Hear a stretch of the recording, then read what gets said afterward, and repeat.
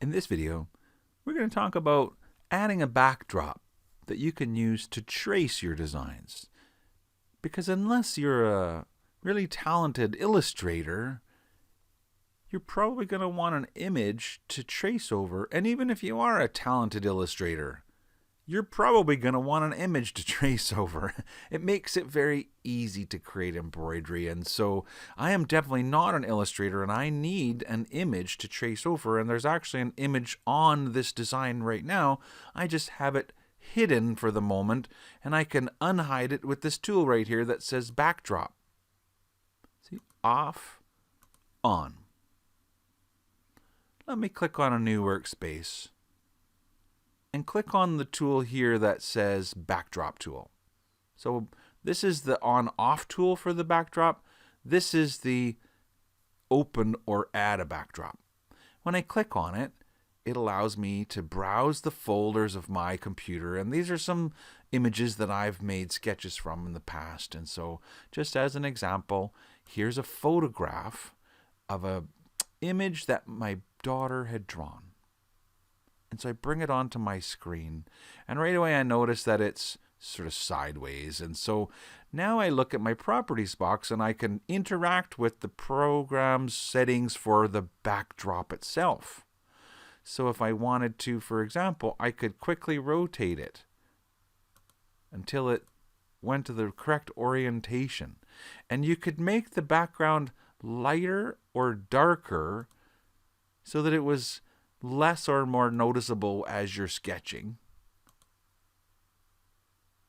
You could tell it what size it should be, and that'll work in either inches or metric. Currently I have the software set in metric, but you can change that at any time. Just right click over top of your rulers and change to inches, and that will update in the backdrop properties as well to tell you what size it is. And so you can see that the photograph I took is quite large because it says it's 25 inches by 33 inches.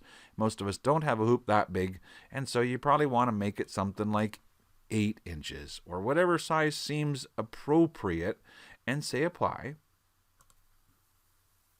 and it will update.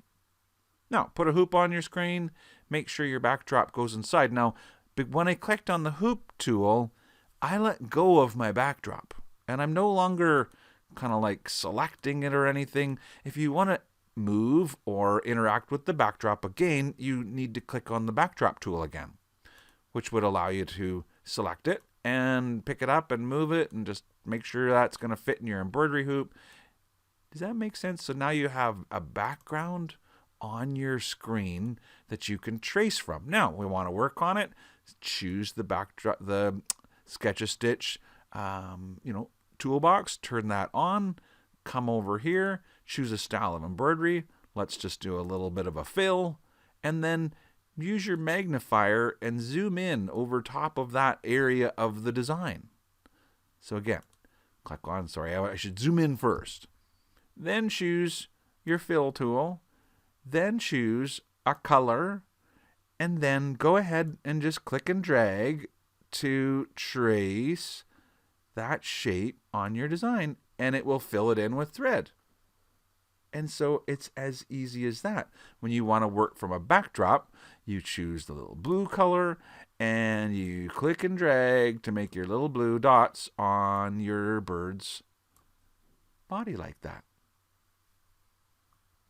And so that's kind of how it works. And if you look at the one that I did over here, this was a photograph that Mr. Ricky Brooks sent me and said, how do you like the new Sketch-A-Stitch software? And this was a drawing that somebody else had made, so I didn't draw it. If I want to, I can click on the backdrop tool so that it selects it, and then just click and drag to move it on over here so that you can see what it looks like. Now, when I work on a backdrop, I'll get much, much closer. Probably, at least 200%. Sometimes as much as 400%. I don't really go to the extreme and try and digitize it 1,000%. You can't see enough of the picture. So it's a little bit of a balance here. But once you've got that set on your screen, and again, this is a comfort level, because if I zoom out, I can see more of the picture, but when I draw my lines, I'm less accurate. So the closer I get, the more accurate I will be. And right now I'm currently have the magnifying glass turned on. And so if you left click, it zooms in. If you right click, it zooms out. I also have a wheel on my mouse. So even when I'm not using this magnifier tool, I can still zoom in and zoom out by clicking and dragging or not clicking, but by rolling the wheel on my mouse. So you get it set to a certain size. You come up and you choose your style. And when I do a lot of my sketches, I use run stitch. And that way I just sketch the finest of lines. And the first thing I'll say is, sketching with blue seems appropriate, but it's not always as easy to see. Maybe yellow or red would give me more contrast for seeing that line like that. Yeah, and so basically that's how you can add a backdrop onto your screen.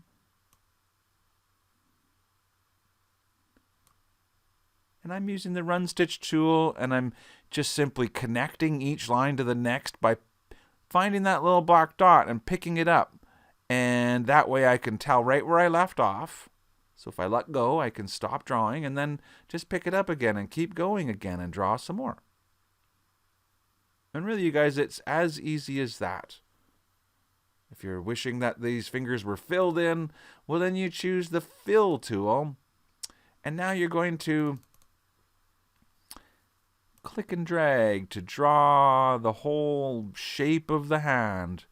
And so you can see how as the further out you get, the more you can see, but then the less accurate you can be. And anyway, I'll just go quickly around the rest of the hand to show that if I had done a good job, it would have looked great. And boom, the hand would be filled in. So anyway, maybe not exactly what you had in mind, but if they were mittens, then that looks great.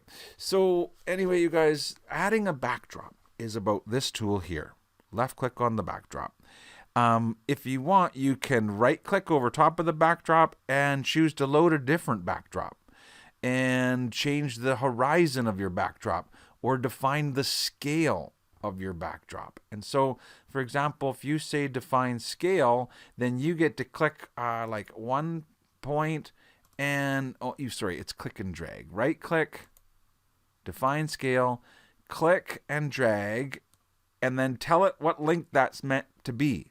So originally that was 3.74. If you're like, maybe you measure from here to here and say, I want that to be 4 inches.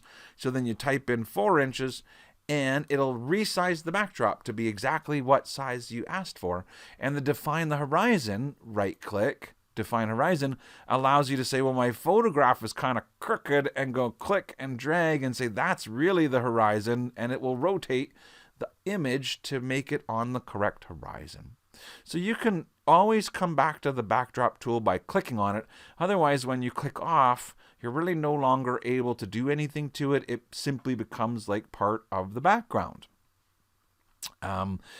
Another thing I can say is this tool here is an on-off tool for the backdrop. So down below you have a little quick on-off button, which a lot of times when you're sketching, you might get sketching and then decide, oh, I want to see what I've missed or not missed, and you turn off your artwork for a minute. So yeah, so this is a little video to talk about interacting with backdrops and how you can digitize using a photograph.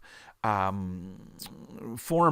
Can I talk about formats? So when I click on the backdrop tool and right click to say load a new backdrop, the formats that are available are things like, generally speaking, you're going to be working with JPEGs. I see some vector images on here, although I've never even tested them because generally speaking, Sketch-A-Stitch is meant to be with the backdrops. So I don't know what would happen, you guys, if we tried to open up an AI file. But that said, it's mainly used for things like JPEG, bitmap, TIFF, those pixelated images that you can put on your screen and then trace. I'm going to theorize that if I open an AI file, it'll put it on my screen, but it's not